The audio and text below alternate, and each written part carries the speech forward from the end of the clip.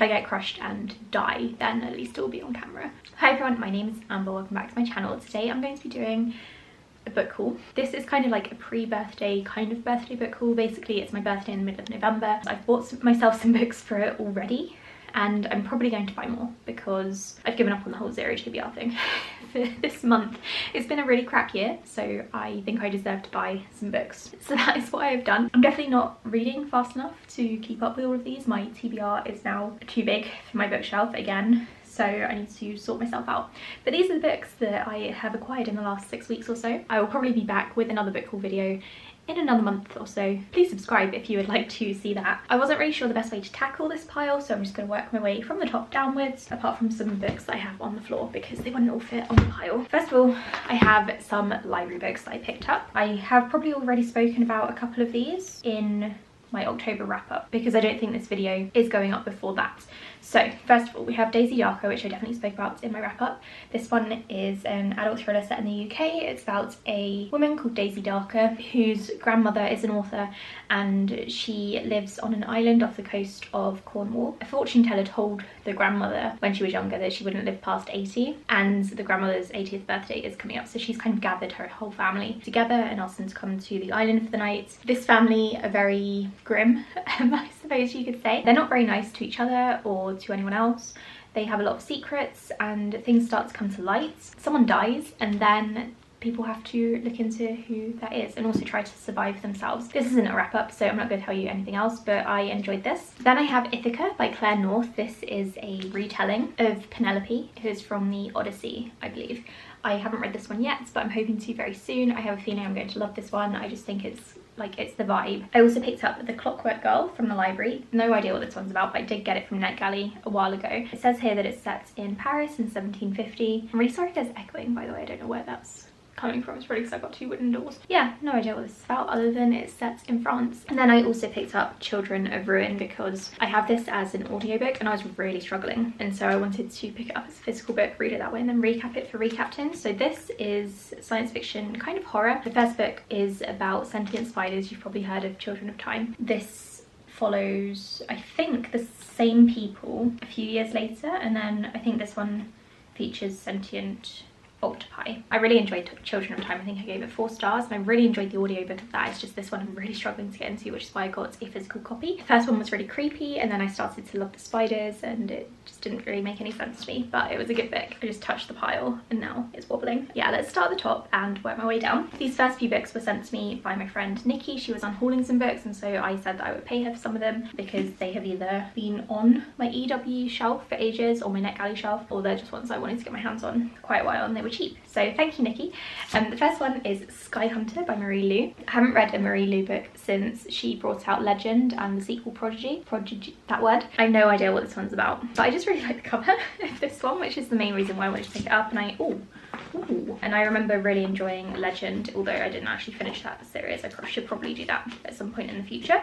This, I believe, is YA. Nikki also sold me Bone Crier's Moon. Again, no idea what this one's about, but I think I wanted it for Recaptain, so I think there's a sequel. Oh, it's by the author of Burning Glass, which I did not enjoy. Didn't realise that when I asked for it. Yeah, I've got no idea what this is about, and also the cover is really shiny, so I can barely read it. So that's also YA, I think. I also got Red Wolf by Rachel Vincent. Rachel Vincent was one of my all-time favourite authors when I was younger. I read all of her books. I read the Shifters series, I can't remember what that was called, the Unbound trilogy, which was absolutely fantastic, would highly recommend, and the Soul Screamer series, which was YA, and then I kind of stopped because she went on a long hiatus and didn't release anything new. So I do want to catch up with her backlist now that she's sort of writing regularly again. And this, I think, is a Red Riding Hood retelling, and that's all I know. Nikki also sent me Satellite by Nick Lake. This one, again, is one that I've had on NetGalley for ages, and I couldn't get into it as an ebook. I was really struggling, so I thought when she was giving this away I would pick this one up. I think this is about a guy who grew up on a satellite, or in space at least, and then he comes back down to Earth and kind of discovers what Earth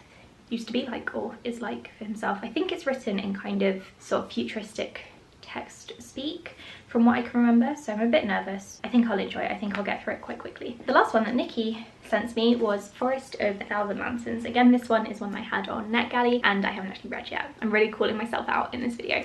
This one, I don't really know what it's about. It's some sort of fantasy, and I've heard really good things about this author, so I cannot wait to read this one. I'll probably be picking that one up in January, this next year. I finally bought one of my all-time favourite books, and that is A Girl Like That. This one is YA contemporary about a teenager whose name I cannot remember, who dies in a car in Saudi Arabia, and the book kind of goes backwards and shows you how she ended up in that situation. It's such a good book. Like I said, it's one of my all-time favourite books. It's also got a really awkward like bit of paper stuck here. I would highly recommend it to absolutely everyone, even if you don't really read that much YA. I finally picked it up because I found it quite cheap as a paperback, and I kind of wanted it for my collection. I want to reread it at some point, so that will probably happen next year. I then picked up this beast because, like I keep telling you, this book put me into an ebook reading slump. I got about 100 pages in, I think, and I just couldn't go any further because it was just going on and on and on. So I picked it up as a hard copy because that makes sense, and I'm hoping to read it and recap it by next year. I did put it on my November TBR. It's currently November and I'm kind of regretting it because I'm about to go away on holiday as I'm recording this, but yeah, I'm sure it'll be fine. It's yeah, it's chunky. It's a very pretty book, at least. It's got some really nice end pages here, which I appreciate. It's the least Sarah J Maas could do after putting me into a reading slump. I've also picked up Lessons in Chemistry. I found this one for £1 or something in the charity shop. No idea what it's about. I just know that it was nominated for a prize of some sort. It seems to be quite popular. I then picked up a tiny book which is called Killjoy. It's a novella that Holly Jackson released for World Book Day. This is the prequel to A Good Girl's Guide to Murder. It was lovely. I read this already. I talk about it in my October wrap-up. I gave it 5 stars because I couldn't possibly give it anything else. It ties in a little bit to the first book. There's a couple of mentions of the crime that happened there in that one, but this is mostly about Pip, the main character, discovering her love for true crime and investigating, and it also gives a really fun look into her personality. So yeah, really enjoyed this one. Would recommend if you can get your hands on it. I picked up Vox, which is an Edge Chronicles book. I've read the first 2, I think, when I was younger, and I've reread the first one multiple times since, but I've never carried on with the series. So when I saw this, I decided to pick it up because it's basically in brand new condition, and then I'm going to do a reread of this series probably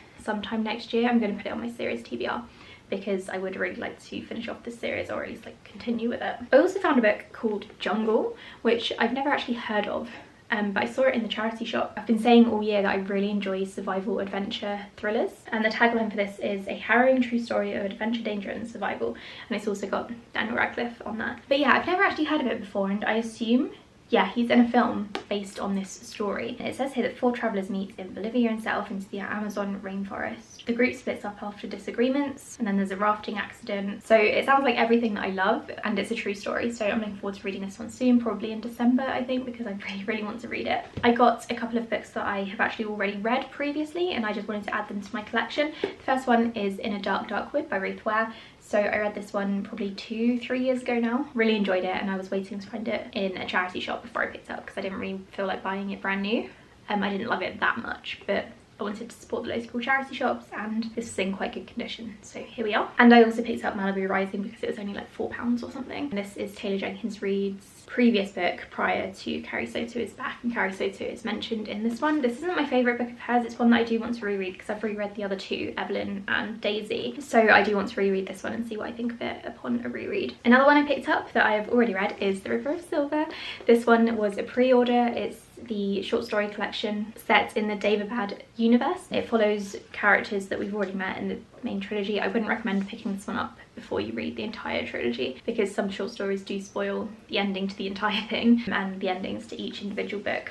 I love this. I gave it 5 stars. I cannot wait to reread it once I do a City of Brass reread. I think it's going to be absolutely incredible. Cannot wait. I picked up Burial Rites, which I haven't read yet, but by the time you're watching this I might have read it. This one is a kind of historical book set in the 1800s in Iceland. In case you don't know, I'm going to Iceland soon, literally in 4 days as I'm recording this. Could that be why I'm picking this up? Perhaps. I'm not very good at being like vague. This is about the last woman who was executed in Iceland, I think, and I don't really know much else about it. I think it's like literary fiction. I'm really looking forward to reading this one. It sounds incredible. I also picked up Snowblind, which is also set in Iceland, funnily enough. This is some sort of crime thriller. It's very short. I'm really looking forward to reading this one. I think it follows like a policeman who is investigating a crime in this tiny Icelandic village, and it's the first in a series as well. I don't know if this has been turned into a show, but this is also translated fiction, by the way. The author is Icelandic. Another Icelandic book that I picked up coincidentally is Shadows of the Short Days. This is published by Galanx, and I've seen this author